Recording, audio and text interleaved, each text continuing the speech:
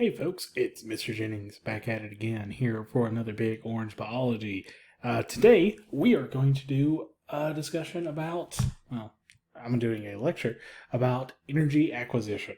So, what we're going to talk about really is back in Unit 3, we talked about photosynthesis and cellular respiration, and also in Unit 1 we talked about macromolecules. A big thing is, how does that work in terms of food chains? And how does that obey the laws of not only thermodynamics, but also the conservation of matter and energy? Which conservation of energy is thermodynamic, but whatever. So we're going to spend some time talking about that, and we are going to get right into it. So let's go ahead and zoom in. All right, so energy, matter, and acquisition here. First off, energy flows, matter cycles. Organisms need matter and energy to survive. The aforementioned photosynthesis, cellular respiration is some examples of that. Organisms are highly adapted to acquire matter and energy from their environment. Almost a good part of their organism's adaptations, are going to be mainly geared to either reproducing or obtaining energy and matter, one or the other. So a lot of adaptations for obtaining energy. Now, some of these adaptations can be behavioral or physiological. But they can be physiological or behavioral. Physiological will be like different types of teeth, digestive systems. Like, for instance, invertebrates that have a one opening digestive system. It's basically a gullet. Many organisms have a one-way digestive system. It's got two openings, where there's a mouth and an anus, and food passes through it, and how nutrition is broken down and processed throughout that, it varies from organism to organism. But digestive systems are a large component of most organisms. Behavioral could be basically how organisms obtain their food and how they ingest their food. What do they do to, what's their hunting patterns, what's their hunting behaviors, etc. Now, adaptations in one environment may be beneficial for one place, but it could be maladaptive, which is a fancy way of saying not good in another. So what works for one area does not guarantee to work for all areas. Now, energy flow is, it's how energy is incorporated into the community. The primary way energy is going to be incorporated into the community is through the producers. They are usually the world organism that occupies the greatest amount of biomass in an ecosystem. But also, they are probably going to be the most abundant in numbers as well.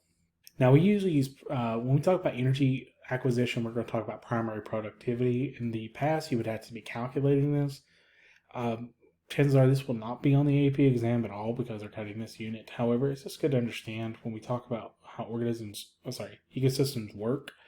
You need to account for the amount of energy absorbed, but also how much that energy is being converted into biologically useful forms by the producer. A good chunk of the energy, that producers are actually able to absorb is going to be lost to either cellular respiration and heat processing, basically just general heat loss. Organisms are inefficient. And a good chunk of it also be lost to decomposers, meaning only a fraction of that energy is actually going to be passed on to the consumer. And the consumer is also only going to pass on a fraction of its energy to the next level consumer, so on and so forth. So it's like trickle down energy economics. The highest, the producers get the most energy, but it just trickles down to the tertiary and the decomposer level. Now, energy flow. Not all ecosystems are equally productive. That should go without saying. You can look at a desert versus a rainforest, you can see the difference. There's a stark difference. Locations where the most direct sunlight, which is what we call the tropics, which is the Tropic of Cancer and Tropic of Capricorn, to the equator. This is like a planet, so if we're looking here on this ecosystem, the tropics tend to be about right here to right about here, like the tip of Florida and Cuba and all that. The Florida Keys. I'm using a trackpad stylus. Either way, there's a nice little belt that goes around the ecosystem, around the planet. There's where the tropics are. That's where the majority of the sun's going to hit the planet because the tilt of the axis is, negligible at this place. And typically, there's often going to be more nutrients available because there's a lot more rain and such. Now, direct sunlight's great, but also temperate and cooler bodies of water are also productive. So, oddly enough, the most productive waters on the planet are actually in the Arctic, where water is so cool, typically, that oxygen levels are really high. So, there's high oxygen saturation at these levels. Other than that, you're typically going to find high oxygen saturations on the coastlines, where nutrients often also offset the lack of oxygen in some places. And these little red pockets are really high concentration of chlorophyll, and those are typically going to be where you're going to see a lot of runoff. Right here, by the way, off the Arctic in Russia, off Siberia, you can see that that's like a prime area. It's around the Arctic Sea. It's probably got a little bit of runoff, probably not too much, but it's right there, perfect spot. So it's like Arctic, and also there's like up here, northern other part of Russia, and a little bit in the Scandinavian countries. Totally blanked on. All right, so trophic efficiency, this lack of energy, just trickle down energy economics, is what we describe as the rule of 10 or the 10% rule. Only roughly under ideal conditions, 10% of energy at any trophic level will be passed on to the next. You could be a little bit more than 10, it could be a little less than 10, but we usually argue around 10%. Food chains and food webs are one way we can represent this transfer of energy. You learn about these in like basic school, and later in the videos we're going to talk about the concept of keystone species and how important they are. Now, pyramids are a way we can also represent food chains and food webs by not taking so much about the interconnectivity, but just looking at the numbers or biomass or energy levels of each trophic level. So you can see here, there's a biomass pyramid, an upper pyramid, and an energy pyramid. Now, terrestrial areas, typically plants are going to be the highest number of biomass and numbers in general. Typically in terrestrial environments, plants take a longer to grow, and there's usually more of them than there are consumers. But on aquatic environments or in woodland areas, that's a little different. So, for instance, phytoplankton, as we see over here, phytoplankton is, let's specify that, it grows faster than most organisms. Basically, as it's getting consumed, it is going to be, well, reproduced really quickly. So yeah, phytoplankton works because, well, it's constantly going to be replenished, while the zooplankton is not. Zooplankton is going to consume the phytoplankton, but the phytoplankton just replenishes so fast that the numbers are actually going to be relatively low in terms of biomass. And when you look at trees, one tree can actually sustain numerous individuals, so there's actually usually less trees in an ecosystem than there are, consumers. So matter also is a cycling process. So we just got to talk about energy. Let's talk about matter. Matter cycles between abiotic and biotic reservoirs in any ecosystem.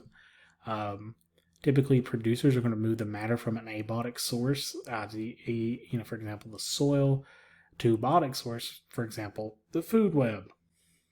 Now, decomposers move matter from biotic and abiotic sources all the time. Basically, they're going to help pull the matter out of the cycle, out of the food chain, and put it back in the soil for it to be replenished from time to come. Now, within a community, matter will move through a food chain pretty quickly, depending on how things work. We can display this either with a pyramid or with a food chain. And community interactions can also be measured and modeled through a variety of different means, as we see here on these. You have the pyramids, the food chains, and also we can look at relative energy concentration. Now, next concept is what keeps the populations in check, and that's usually competition. These are called limiting factors. As certain resources become less and less available, there's going to be increased competition. Competition is going to drive natural selection. Hey, Unit 7, it's back. But also, it's going to help keep a population's growth from over exceeding its means. Sometimes it will, but it'll come back down just a little bit. So we typically view these as density-dependent factors. As the population density increases, many limiting factors will have larger effects on population growth. Things like disease, those tend to get more impactful on an ecosystem, especially on a population, as the population just gets more and more dense. Human impact also affects all ecosystems locally, regionally, and globally. What we do in one area may impact the entire planet. And human destruction is a major impact. human destruction, human impact can be, habitat destruction, not human destruction. Habitat destruction typically is the more visual one that most people are familiar with. It's not as secret or as subtle as climate change. Climate change, you're more like a frog in a boiling pot of water. As the temperature increases on the water, you don't realize it until it's too late because it's so subtle. Habitat destruction, you can go out and you'll see a hillside being clear cutted. Oh, wow, that's visually disturbing for most people to see that. Humans also been great at being an extinction engine. We are fantastic extinction, either intentionally or unintentionally.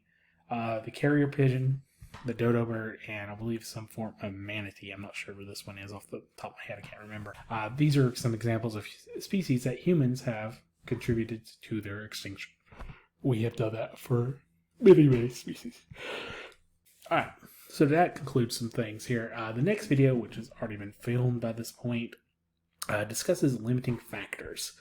There's a little bit more about those, how the populations are kind of kept in check. So, just a little recap here. As we go through this unit, what we're going to learn is a lot about how ecosystems can respond to change, how ecosystems and populations are kept in check by their own, limits and boundaries, and how those boundaries can sometimes be exceeded.